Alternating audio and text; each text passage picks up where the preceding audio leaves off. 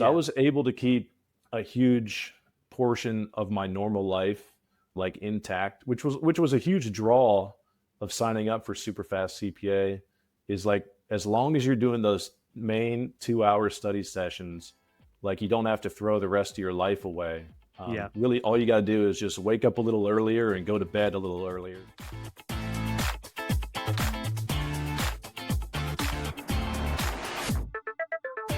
Welcome to another episode of the CPA Exam Experience Podcast from SuperfastCPA. I'm Logan, and in today's episode, you're going to hear me talking with Caleb. I really enjoyed my conversation with Caleb. He's somebody that I had been following in the forum. I had kind of been watching his posts to see how he did, and he did really well with the exams. He was able to pass the first 3 on his first try, and then he had a little bit of a tough time with bar, but he was able to pass it on his second try. And he'll talk about his experience with taking bar and the discipline exams in general. He would have been done much sooner if he hadn't saved his discipline exam for last, and so that might be something that you'll be able to learn from this episode. Caleb had a lot of really great tips, and one of his biggest tips was consistency with the morning sessions. He always did his 2-hour sessions in the morning. He never missed those. No matter what else happened during the day, he always made sure that those 2-hour sessions happened, and that made a huge difference for him, obviously, as he passed 3 for 3 on the first 3 exams, and then it only took him 2 tries for his last exam. I think you're going to enjoy this episode with Caleb. Now, before we jump into the episode, I just want to give one more reminder about our Superfast CPA training webinar on SuperfastCPA.com. That is 1 hour that will literally save you months and months of struggling with the exams.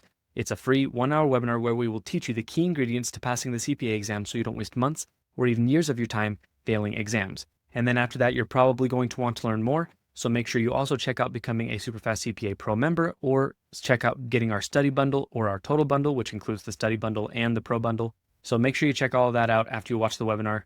With all that said, let's dive straight into this interview with Caleb. Hey, Caleb, I'm glad to have you on the call today. Welcome to the call. How are you doing today? I'm doing well, man. Thanks for having me on. Yeah, of course. And I saw you posted recently in the forum, so this is pretty fresh, right?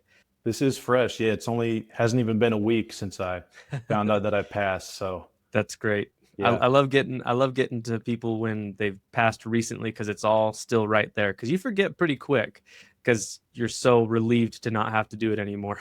Exactly. I still been saying to my wife for the last week, just randomly, I'd be like, "Oh, I can't believe I passed." Just in random conversations. So it's still, the feeling's still fresh. Yep. And I remember seeing your post in the forum, so we'll kind of talk through all of that. So I always like to start with kind of just getting your background, kind of getting where you were when you wanted to become a CPA. So what were you doing for work, and when did you start going for the CPA? Yeah, well, let me, I guess I can take you back to college. So I actually never really planned on being in accounting. Like many of us, I guess. No kid really dreams of being an accountant. But yeah, so I majored in finance in college and worked a couple different jobs after college. I did mortgages for a few years. I worked in professional baseball in the minor leagues, a random job there. Cool. And then what were you doing there? Like for finance still? So no, I was actually a bullpen catcher for a AAA team in Columbus, Ohio, where I grew up. Cool. So yeah, very unique position. But then COVID came along, and they ended up canceling the 2020 minor league season. And so I was like, all right, I gotta find like a more stable job, gotta find some sort of income. And so I ended up getting a job in industry as like an inventory accountant. And then really I've worked a few inventory jobs since then, and I'm actually in cost accounting now. So everyone's favorite part of accounting, cost accounting, is somehow where I ended up. But somehow you got there. Yeah. Yeah. And so just like in the last couple of years, when you look at different job applications, you notice real quick that every single one says like CPA preferred. And it was the furthest thing from my radar, or on my radar. And like I had heard of the CPA. I enjoyed like accounting classes in college, but I never took I maybe took one class beyond like financial and managerial, so nothing crazy. And even the CPA doesn't like super apply to cost accountants. The CMA is what people would argue like is more applicable, which is funny because when I interviewed for my current job, the guy interviewing me, he asked me, he's like, "So why are you going for the CPA instead of the CMA?" And I'd actually never heard of the CMA at that point. I'm like, is he talking like the Country Music Awards or what? I didn't know what he was saying. But like in an interview, you're just like make up an answer. And I was like, yeah, I did some research and I just felt like the CPA is more like, it's more known, which is true because like a lot of people don't know of the CMA. And yeah, so just to go back a couple years. You're hired. Yeah, exactly. He's like, this guy can talk through anything. And I told him after I got hired, I was like, yeah, I have no idea what the CMA was. But yeah, just a couple years ago, I started to notice it on every job application. And I'm like, I might as well get this thing. Right. Didn't know much about it. So that was when really what led me to where I am today, just passed. And so just curious, are you planning on going for the CMA as well? I know a lot of people use the same strategies from SuperFast CPA to pass the CMA. Have you thought about that? I thought about it. I actually posted in the forum, like, I think it was after I passed like my third test. And you're you're locked in the zone there. You're like, oh, I can take any test at this point. Mm-hmm. And so I was like already looking like to the next thing. I'm like, well, I might as well keep it going and do the CMA. But now that I've like taken a step back, I'm like, I'm just going to breathe for a little bit and relax. So I might do it down the line. We'll see, but not right now. Yeah, that makes sense. I mean, especially like how intense the CPA can be, it's nice to just take a step back. And I'm sure, and I remember seeing you post this in your final post. I'm sure your wife is very happy that you're not doing the CPA. So probably best to wait a second for the CMA. Exactly. Yeah. She was probably more excited than me. And honestly, the people that do it, like that aren't married yet, I'm like, shout out to those people. You guys are killing it. Cause I mean, my wife carried the team for the last year as I was just like studying and doing what I had to do on top of working. So yeah, shout out to her. Yeah. I felt the same with my wife. I mean, you got to have a good support system when you do this. And so, had some you kind of got into accounting, did a whole bunch of different jobs with that, ended up in cost accounting, wanted to go for the CPA. How did you start doing that? Did you get a review course? What was your process there? Yeah. So I at first I had to take a couple more semesters of classes. Right. So I went to a community college, mostly online out here in California. It was pretty funny because I'm like low 30s and occasionally I have to go in on a Saturday to take exams and there's like a bunch of 18-year-olds in the room. You're in there with them. So it's a pretty humbling experience. So I had to take a few classes and I think I need like 15, 20 more credits. Mm-hmm. So it took like 2 semesters. And was that just to get the 150 credit hours, not a master's degree, right? Okay. Yeah, that was just to get the 150 credit hours. And it was honestly a nice refresher because I just retook financial and managerial, which are like your 2 main classes to kind of cover what's going to be on the exam, at least a good chunk of it. Mm-hmm. And so in taking those classes, I was like always reading on like Reddit, like what were other people's experiences like with the CPA, and honestly on Reddit, it's like nightmare fuel out there of like people's stories. It's a war zone of different opinions. And I think I saw a few times people mention SuperFast CPA, but it didn't really register. Just because the name alone, you're like, SuperFast. I'm like, this kind of sounds like a scam. Yeah. And so I've heard that before. And so like when I was coming up on within a few months of finishing the credits and knowing I was going to start the exams, Nate popped up. Nate was like an angel sent from heaven on the YouTube ads. Yep. And usually you just skip those, but for some reason his caught my eye. I don't know what he said in the first 5 seconds. I think it was about like how he passed them all in like 5 months or something. 3 months. Yep. Yeah, 3 months. I'm like, this is crazy. I got to hear what this guy has to say. And so, I signed up for the webinar. Yeah. Sat through that, and I think it was actually January I signed up. So I didn't even start studying until March of last year.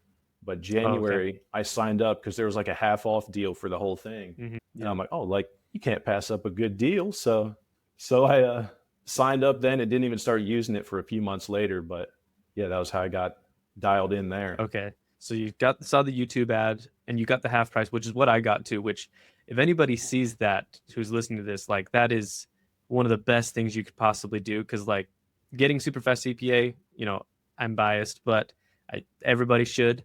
But getting it for $500 or something like that, that is just like it's a steal. It's awesome. Yeah.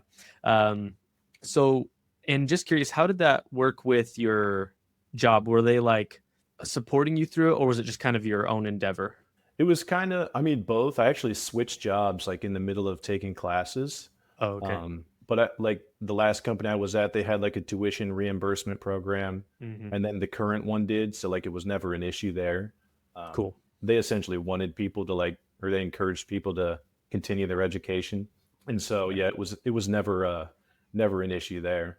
And did you get SuperFast CPA before you got a review course, or did you already have a review course as well?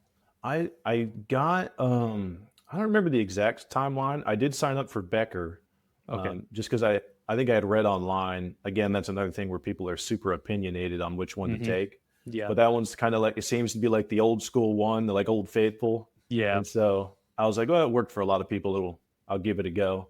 And I think they usually are running deals most of the year on their packages. And so I think I signed up for Becker first. Not positive. I hadn't started using. But you had both Becker and SuperFast CPA by the time you started studying. Is that right? Exactly. Yeah. So from day one, I was dialed into the SuperFast methods. And so, yeah, I mean, a lot of people, that's not the case. They kind of struggle for a while, but you're one of the lucky ones that you were able to kind of start with this from the beginning. How did you start with it? Did you watch the pro course? Did you kind of apply everything we recommended, or did it take some time to get used to? Yeah, so since I had a couple months before I actually started studying, I remember I watched every video in the pro course, even that one that's like super long, like 3 hours long. Yeah, it was a few hours, and I sat through that on the Saturday one time. So yeah, I went through all the pro course videos, took notes on like what Nate was recommending, and then really from day one, I had like a good structure in place. I was like, all right, I don't need to reinvent the wheel here. Nate already built the framework for us. Yeah. It seemed to work well for him. And I think I had listened to a few podcasts as well before I started studying. And so I'm like, okay, it worked for other people as well. I'm just going to do what they say and kind of go from there. And so I pretty much followed it to a T to start. And then as the tests went on, you kind of find what works for you, what doesn't. Yeah, you kind of modify it just a little bit here and there. I mean, I think most people who are successful, they follow it to a T at first, and then they figure out just a couple small tweaks. Like they don't change the whole thing, but just a couple small things that work best for them, and then they're cooking. And we'll talk about, kind of how you did everything. So just curious, which exam did you start with? So I started with Audit. Only because I was taking an audit class at the community college. That's exactly what I did. And so I scheduled my audit exam like a week after the audit final at the college. Okay. And I was like, and I just stopped studying for like the school class. I was like, I'm pretty sure if I just study for the CPA audit, that'll cover plenty of what's on the school one.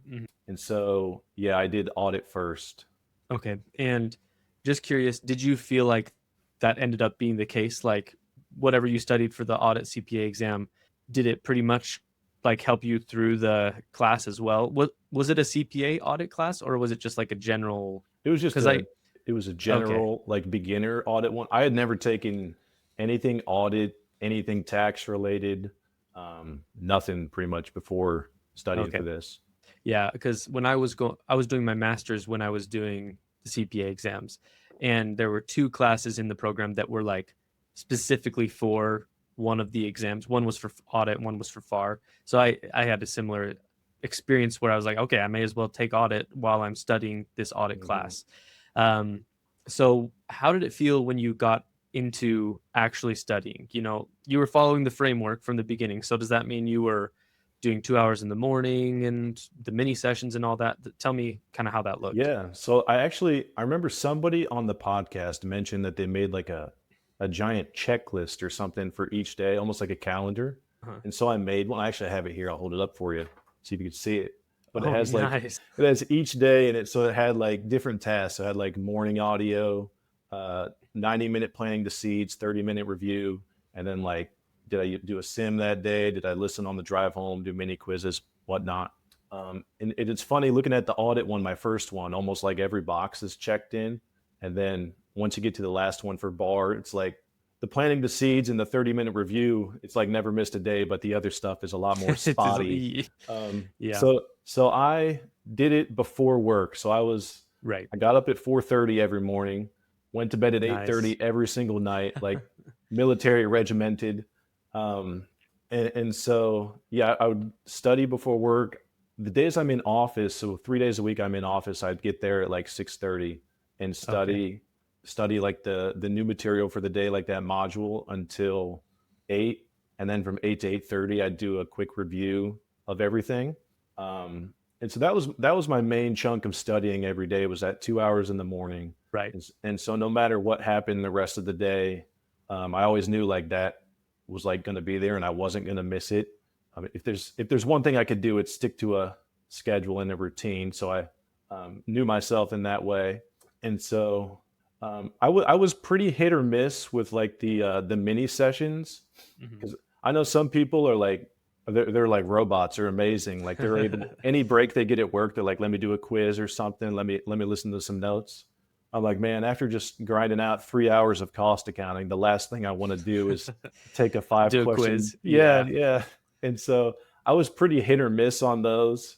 But I definitely like listen to the audio to and from work, would make my own little flashcards and whatnot, and mix in some mini sessions where I could. But definitely the bread and butter was the 2-hour morning sessions for me. Yeah. And I would say that like, if there's anything that people take from Superfast CPA, of course I want you to take everything, but if there's anything you like absolutely will take, is doing those 2 hours in the morning. Like if you can make those golden, then it just sets the tone for the whole process, because you're learning really well in the morning, you're reviewing every single day, and then it's done for the day. And I bet that felt awesome to be like, okay, done with that for the day. It's just such a relief, right?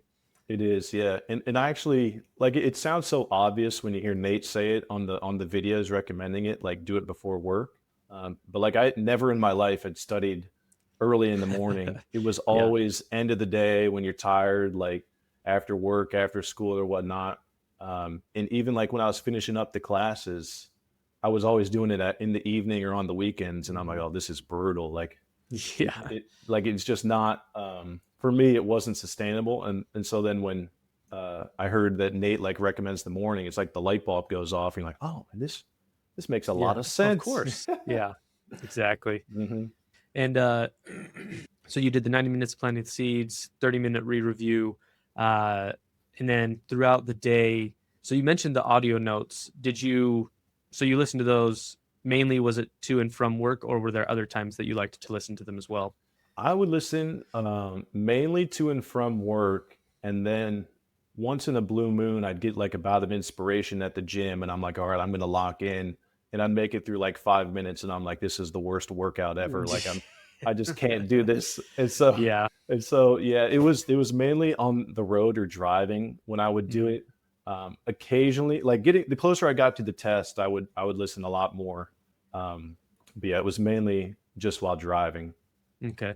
And I guess I always kind of like to ask this at some point in the interview, but you had Superfast CPA pretty much from the beginning, but contrast that with maybe how you studied at school, or maybe how you were planning on studying before you got Superfast CPA. What benefits did you see from following the Superfast CPA process compared to maybe what you'd lived before? Oh man, if I didn't have it before, I definitely would have been like watching all the videos and reading the book and whatnot. And so that was just an absolute lifesaver when you guys teach, like, just go right to the questions. Because for audit, my first test, I never sat down to watch a video, but like in the mornings, I would sometimes play the audio while I was getting ready for the day. And what I quickly realized is they add a ton of stuff in there that you don't really need to know. Like it's super detailed. Same thing for the textbook. And so I never opened a textbook one time. I got them all from Becker, and so I had them as like a trophy, and I would just throw it away after each test. But yeah, so never did the textbooks. And the audio, After audit, I'd never really listened to the audio. It was just kind of a waste of time. And they would always say like, oh, you really need to know this. And so I found it like, it kind of gives you anxiety. You're like, oh no, I got to know this. And it was a little too detailed. I'm like, I don't think this is necessary, because when you go to the questions, they're not asking like as much detail, or the questions focus on like what you need to know, whereas audio has like a lot of extra noise in it. Yeah, and and I watched the videos for my first exam a little bit, even though I kind of knew about SuperFast CPA, but then I didn't really use it, but until I actually started using it. But they'll tell you, okay, highlight this and highlight this, and it's like that's not helping at all. Like just telling someone to highlight something doesn't make them learn it. Exactly. Maybe they've changed that, but I was like, this is not helpful. So yeah, I totally get what you're saying there. And kind of talking about the questions of first approach, had you ever done anything like that before, or was that kind of new to you? Did it take a while to get used to? Yeah, it did take a little while to get used to. I had never done anything like that. You really notice like the CPA is so much different from any test I'd ever taken before. Just because like going through like all the way from elementary through high school and college, you're kind of trained of like teacher's going to teach, you're going to study the material for homework and then take the test. But the tests are like a lot smaller, even in college. Like the depth of information is not that much, so you only need to study like at most a couple days before an exam. Yeah, And where you can just cram. exactly, and you pretty much know what's going to be on a test.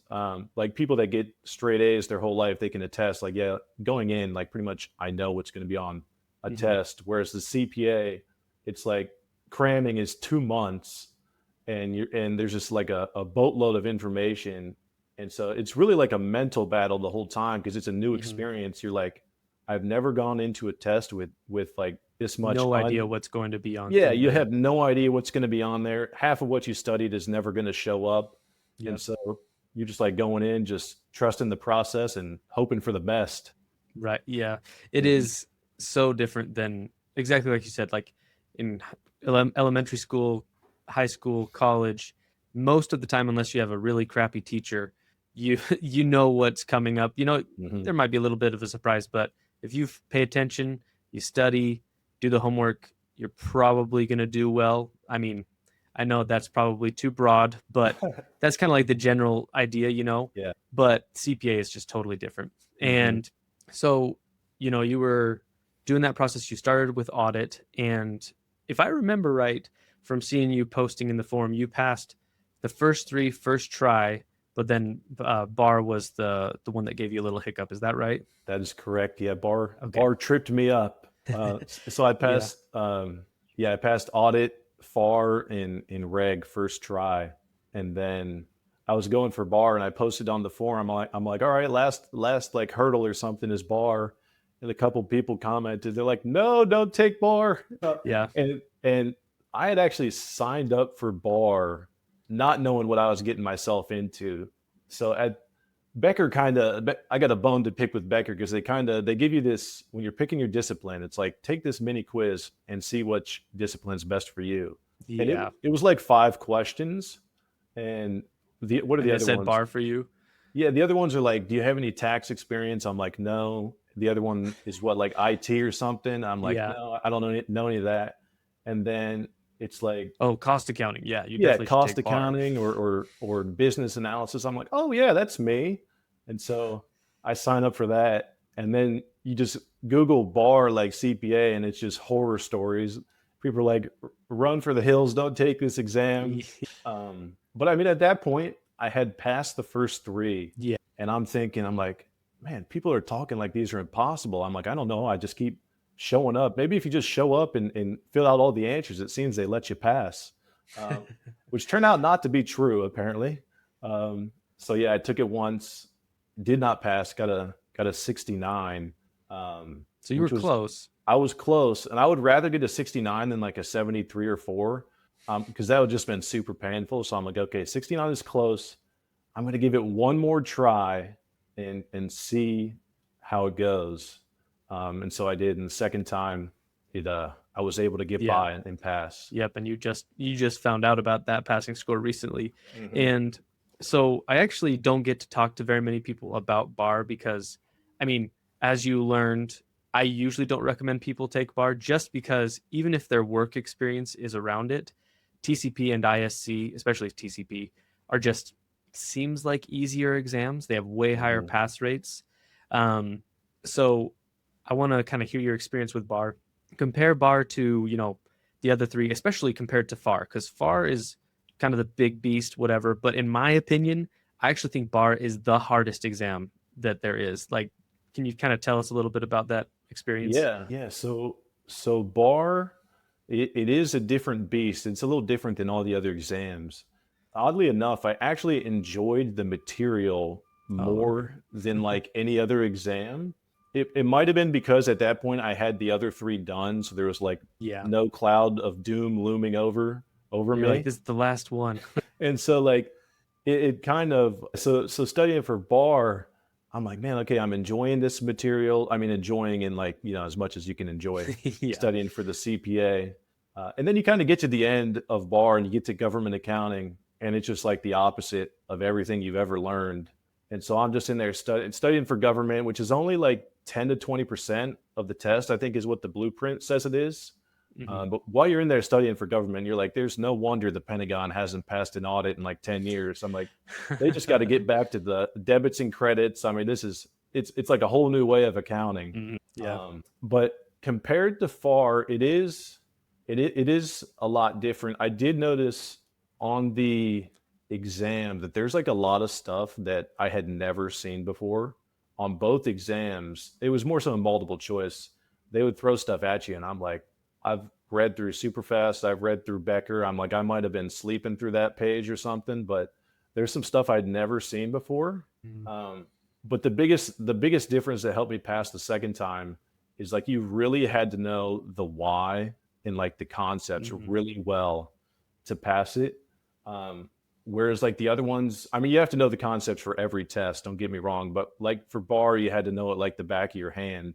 And so that second time, I really slowed down and Newt, the AI on Oh, Becker, yeah. Uh-huh. that guy was like my best friend.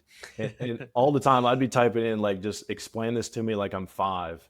And it actually does a pretty good job of explaining Yeah. stuff to you. And so, like, yeah, it's just a lot. It's a lot of information, same as bar, or not same as bar, same as FAR. And like just going in on exam day, you're like, man, I don't know what they're gonna ask. Like, there's just so many different formulas and whatnot. And so I think I posted on after I passed, I'm like, my number one tip: do not take bar. Yeah. Listen to what everyone's saying. They're saying it for a reason. And I was like, all right, if I didn't pass again, I'm switching. Like, I'll pay Yeah. whatever I got to pay just to go to the other ones. Hmm. But luckily, Yeah, I luckily was you didn't able have to to worry about pass. it. Yeah. Yeah. Yeah, bar yeah, I mean from cuz I've been working on making materials for all the different exams, and yeah, I think bar has some of the most complicated and like nuanced, like it's just Hmm. so specific, the information that's in there, that it's like how would you know this, or why would you even need to know this, but it's on the exam. Hmm. Uh and but on the in contrast, TCP I feel like is a really good continuation of reg. Like it really does feel like you're just doing more reg. And then Hmm. ISC, it's kind of its own problem. Just curious, do you feel like bar, like the Becker material did prep you for bar? Because I know I've heard from a lot of people about ISC that a lot of review courses just have struggled to have enough info for people to study, and then they go in and they're like, what the heck, I've never seen this before. Did you feel like that with bar, or was it pretty good? I would say it was pretty good. I mean, I scored an 80 on it. And so, Okay, that's pretty um, good. Yeah, that's good. yeah, the first time was a 69, second one was an 80. And so I had seen that people say like like they didn't think Becker did a sufficient job, but I think I'd read that about every other review course as Yeah. well. It's like people are just out there with a hope and a prayer on Becker or on bar. And so I did feel like it did a sufficient job, really for every exam, and bar was no Yeah. different. One thing that I did that I don't know if a lot of people do this, but Becker has like outline notes, like Yeah. their Yeah. outlines. I For every exam, every section, I would print those off, And I reviewed those more than anything else. So even more than like the Superfast book, I would just like hone in on the Becker one. And then the notes that I made in like the 90-minute planting the seeds, those were the main notes that I used for every exam. Okay. And I kind of want to, so you're talking about that. I would love to hear a bit more about kind of your process for learning. Because, we tell people go to the questions first, but it really is a skill of learning from the questions. So let's take a typical morning for you, your 90 minutes, your half-hour review. What did that look like? How did you actually do the learning yourself? Yeah, so I would go straight to skip the video, like I said, and just go straight to the questions. And then each question, obviously you've never seen most of the material before, so you're just guessing. And each one has like a answer or like an explanation underneath the question. Right. And so each one, I would like take that explanation, kind of put it into my own words, or I would just copy and paste it verbatim, just to keep it moving. And I would put that in I started out with Excel, which is what Nate recommends. And then I found myself just copying from Excel to Word, and I was like, let me just do this right in Word.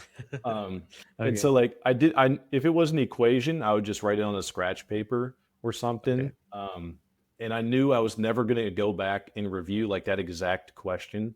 So I didn't really save all my work in terms of like figuring out those long problems. I would just do them on scratch paper and then make sure I wrote down the concept and the formulas. And those were kind of what I hammered reviewing, was those questions. So like if there was 30 on like leases per se, 30 questions, I would have like the main bullet point answer for each question. And then it wouldn't always click right away. Sometimes it takes a few weeks or whatnot, like to see it a million times. But I knew myself. So that's a huge thing, is you have to know yourself really well and know how you learn. And so I really trusted myself. I was like, okay, I don't know this right now. It's not making a lot of sense.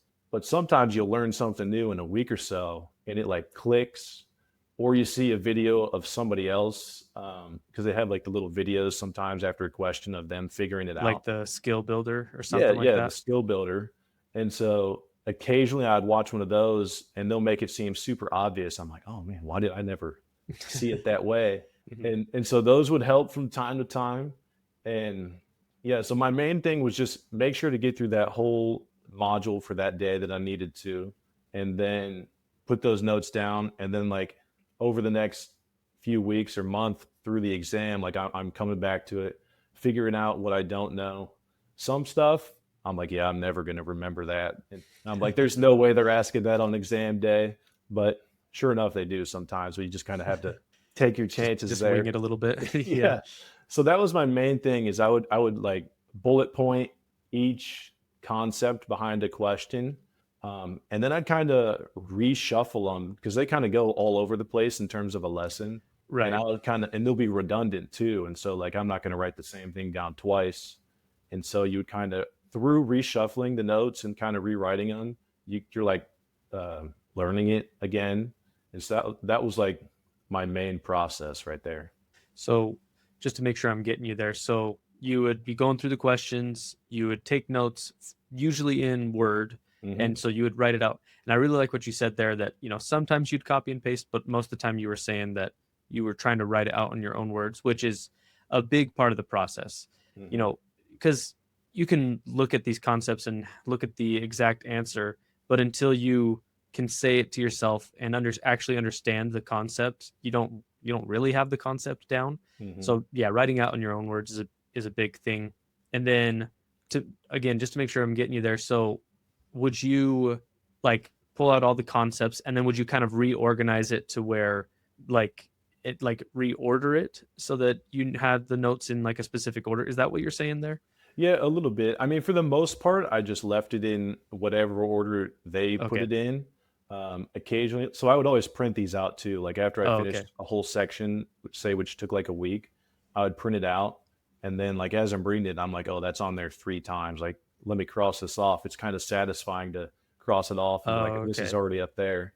But the main thing, I think, one of the built-in things you can type is explain this to me in simple terms. And that really helped because sometimes their built-in explanations under the question are a little wordy. And so I'd ask Newt, like, explain this to me in simple terms, or explain it to me like I'm 5. And it did a really good job of explaining. And then I would kind of take that and put it in the Word document. But the main thing for me was like, I'm just going to keep it moving. I trust myself. Once I have the whole thing, it'll make more sense. And even if that's like today, I put all these different answers down on paper. I have no idea what they mean, but I'm like, I know over the course of the next week or so, it's going to start to make sense. Yeah. And so like, I really knew how I learned well, and I didn't panic like, oh, this is not making any sense. So I would like, that was kind of the main thing for me, is like the re-review is like what really hammers it home. So I wasn't worried about memorizing it and perfecting it on day one. Yep. And that's exactly what the re-review is for. You nailed it on the head there. You're trying to learn as best you can from planting the seeds. You're not just blowing through the questions like they're nothing, but you know that you're not going to like 100% know everything, but that's why you review it every day. Because then after a few weeks, you've seen that 5 more times or 7 more times, and then you've got it figured out. Did you make flashcards at all for the things that you struggled with, or is it mainly your notes? I did make flashcards. I used Brainscape, I think is the app. And I wasn't super like diligent with reviewing those up until the end. But I would put them in there. Only like each exam I maybe made up to 100 at most. So it wasn't a ton. And then stuff that I really was not getting, I would write it out on a flashcard. And I told myself, I'm like, before bed every night, I'm going to review these. And I did that like 0 times over the 8 months. It was like up until a couple days before the exam, I'm like, well, I got this stack of flashcards that's been staring at me. It's time to like lock in and learn those, especially for FAR and bar, they're like very formula driven. You got all like the turnover and whatnot. So I would make flashcards, and I would use Brainscape a little bit, only like 10-15 minutes a day at most. Kind of when I was going on a walk at lunchtime, I would kind of do it. But yeah, that was kind of my process with flashcards. Okay. And I like what you were saying there. So really it wasn't like you didn't make a ton of flashcards. It was really focused on the things you were truly struggling with. And are you saying that you had them in Brainscape and some physical ones, or was it all in Brainscape? I did have both. Yeah. So I would kind of formulas I wouldn't really put in Brainscape. So I would write those out onto like a paper flashcard. And the most paper flashcards I ever had was like maybe 20 or so. Okay. Another thing I did the last couple exams, Becker has their own flashcards. Never in a million years would have memorized all of those because they're like super detailed. But I did print them off, and I would kind of read them and review them. I never quizzed myself on them just because they're so long and there's so many of them. And so like the stack for each exam is like a foot high. But I did kind of review those along with their notes, because I'm like, whatever they're putting on a flashcard or on an outline, they're probably putting it there for a reason because it's important. Right. And so I would make sure to review those flashcards they made kind of the last week or so before the exam. Okay. And kind of leading into that, so your final review, what did that look like? Did you do the final cram? What did you do, I guess, like your final week or two before the exam? Yeah, so final week or two, I would always try to leave about 2 weeks for final review. Yeah, me too. Yeah, and good tip, I heard somebody say it on the podcast, actually, I don't remember when, but like taking the test on the Monday. And I'm like, that is a really good idea. So I did that for like the first few of them. Actually, Audit, I might have taken on a Saturday, but I took Friday off work. Oh, okay, nice. The last bar I took on a Saturday. And kind of what I noticed, I'm like, 48 hours is a long time to be cramming. It is a lot. And so it would like ruin your whole week, and you're like, work's done on Friday. Now I just get to study for like 2 full days. And so for me, I kind of like the Saturday ones if you can take Friday off, because you kind of cram it all into like Thursday night and Thursday night and Friday. But yeah, for my 2 weeks re-review, what I would do is I was just hammering multiple choice questions. And then I like to break it down. I didn't really do it into strengths and weaknesses. I did it just into each section. So like bar, for example, has like 5 sections. 5 modules. I Yeah, mean, 5 sections, right? Yeah. yeah, some 5 big chunks basically. And so I'm like, let me do 20 questions in each one each day. And then I would kind of Okay. track how I was doing. Um, and the funny thing for FAR, so FAR, everyone knows it's like famous for like being super hard. And I remember a couple weeks before the exam, I'm like, man, these reviews are just killing me. Like I am not doing well.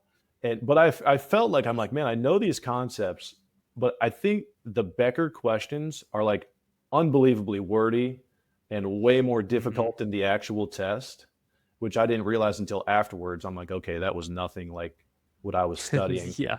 Because sometimes they'll ask you 3, 4 questions all in one, and Yeah. it's a lot to follow. And so for FAR, I actually considered moving my test out, but I was like, you know what? I'm just gonna stick with this date. I've put in all this work, and we'll kind of see what happens. Like the last day or so before the exam, I'm doing all these review multiple choices, and my scores aren't going anywhere. And I'm like, screw this. I was like, I'm just gonna read the super fast notes like 2, 3 times over the next couple days and hope for the best. And I wouldn't recommend that strategy, uh, but it somehow it worked for me. And what it did is when you're getting all the review questions wrong, it's really like demoralizing. Yeah. And I was like, I need to go in with like vibes at a maximum level for this exam. And reading notes, you're obviously thinking, you're like, oh, I know this. Like Oh, this is that a makes piece of cake. sense. Yeah, we Yeah, got like, oh, this. I would Yeah. have got that multiple choice question right. And so I just started hammering my notes for FAR, and really went that route. But then all the other ones, it was mainly like MCQs, Lots of MCQs. a little Okay. bit of Sims. I only did like 5 to 10% of my studying time at the most was Sims. Yeah, I was going to ask about that actually. Like, what was your process with the Sims? Did you study them on the weekends or just during final review? What did that look like?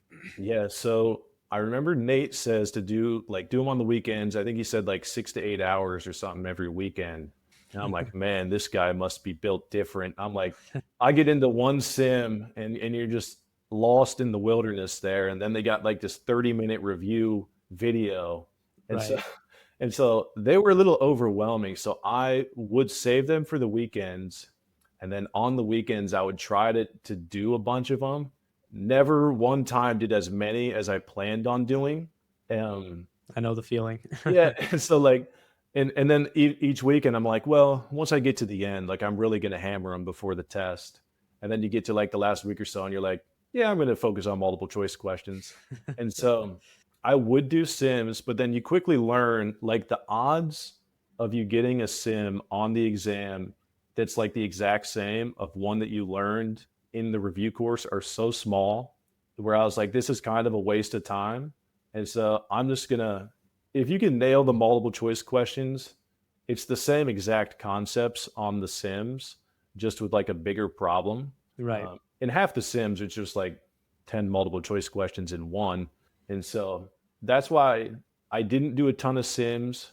For bar, I did a few more than usual just because I had Mhm. heard everyone saying like this is the worst test ever. And so I was like, I better be ultra prepared.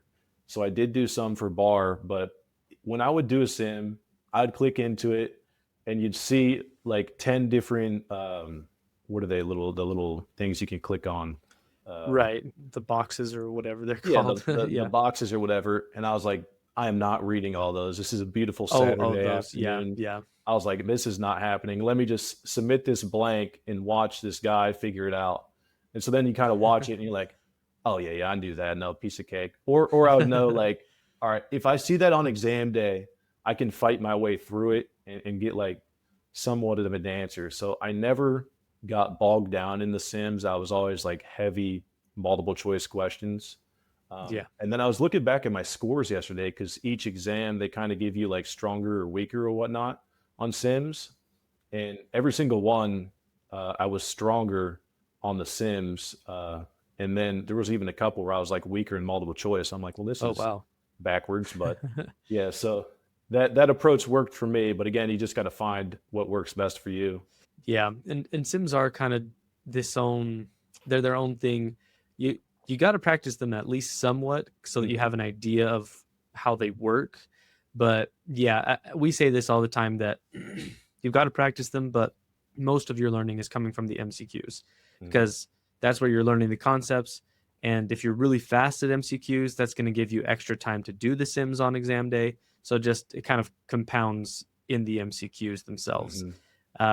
So, I mean, we've covered most of the stuff that, you kind of typically do in the process. We covered your mornings, your mini sessions, and you said that the mini quiz and the review notes you didn't do as much, but you definitely did the audio notes, right? Did you ever use either the follow along notes, or did you ever use our like MCQ walkthrough videos in the forum? Just curious if you ever used those. I did not use the follow along notes. And then the videos, like the ones that you make where you go through multiple choice, I only watched like a handful of those. And I was like, I think my time would be better spent learning these on my MCQs own instead of watching. So I think I watched like one or two.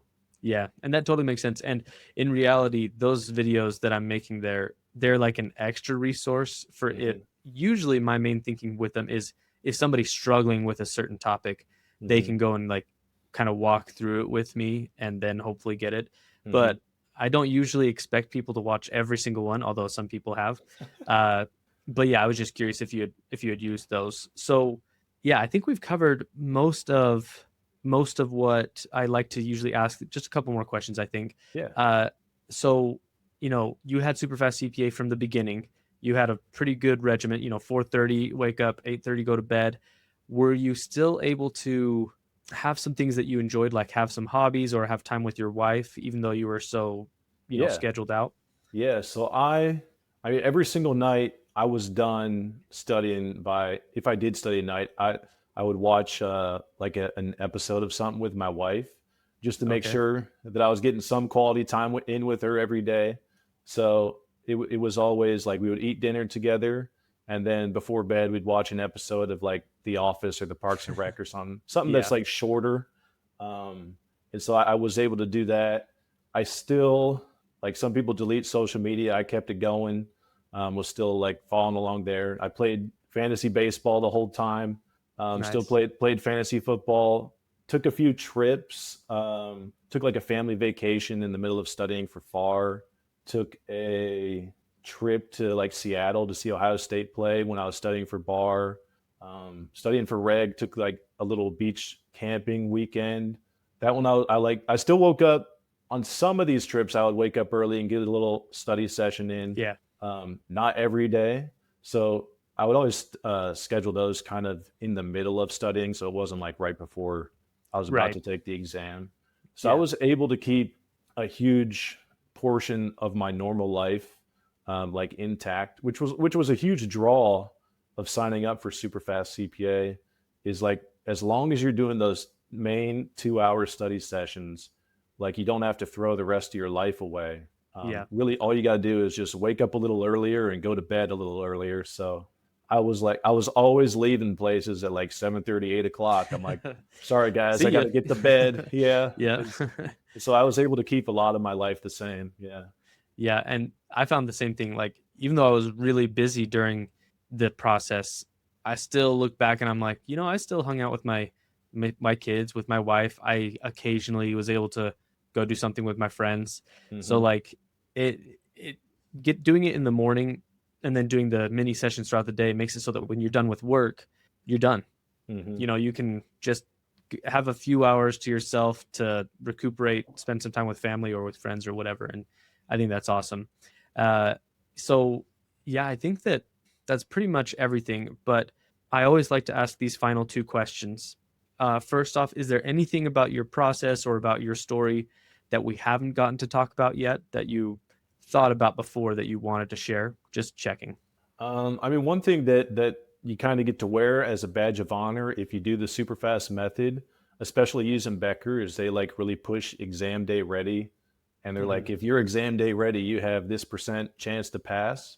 And so it was always great every time you'd pass and you'd be like 50% exam day ready and you get Yeah. to go and put in your score. And I'm like, well, take that, guys. Like Yeah. it's not like a guarantee or like it's not necessary. And Yep. so that was one thing that was tough because you want to see those nice green check marks Yep. in Yep. Becker. They're so satisfying, but like mine was just like red X's all over. It's like, oh, you didn't do this, you didn't do any of this.